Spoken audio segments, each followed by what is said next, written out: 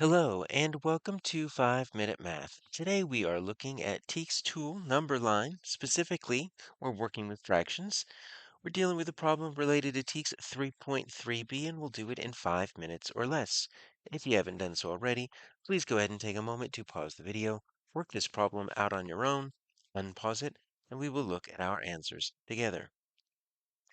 So we have a number line. We need to find the fraction that this point represents. And so we're talking about this point right here.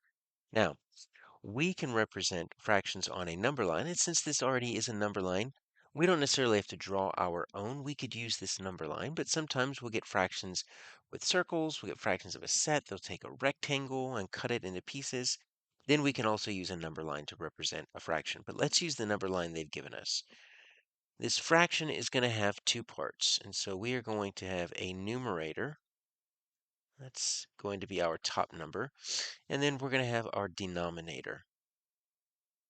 And so our numerator always refers to the number of pieces that we're talking about. So if you're shading something in, it's the number of shaded pieces. It's the number, if we're dealing with a number line like we are here, it's how many tick marks away from zero are we. The denominator is always just the total. So I always start with the total. Let's find how many total pieces we're dealing with. Now these tick marks are going to represent each slice of the whole. I know it's a whole because take a look. I'm going to go from 0 to 1. So this whole thing is just one piece of something. And they've broken it up equally into groups. And they have to be equal groups or else it's not going to be a fraction. So let's see how many groups we have. So what we do is we count the groups. So that's one group, that's two groups, three. You notice I'm counting the spaces. It's the spaces in between the tick marks. That tells me how many groups there are. So I've got seven, I've got eight. All right, so I've got 8 pieces. And so since I have 8 pieces or 8 sections, that means my denominator is going to be 8. So let's put that right here. And we'll notice that our fractions are written kind of sideways like this. Sometimes you'll see fractions sideways like this. Sometimes you'll see it up and down. So this 6 and then that slash and 8, that's the same thing as 6 over 8.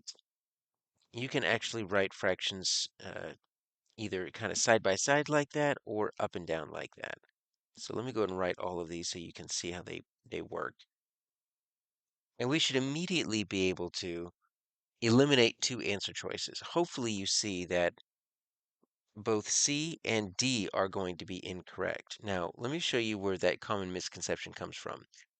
If we're counting the tick marks in between, I'm going to get 1, 2, 3, 4, 5, 6, 7. And so that's where that 7 comes from. Sometimes students will mistakenly count the number of tick marks between 0 and 1, in this case it's 7, rather than the spaces. But we need the spaces for our denominator because that tells you how many sections this is built in. Now, the numerator is going to be the tick marks. And so we've already labeled those, but each of these are actually a fraction. So 1/8, 2/8. Since we're at eighths, we can label each of these completely. 3/8, 4/8, 5/8. There we go.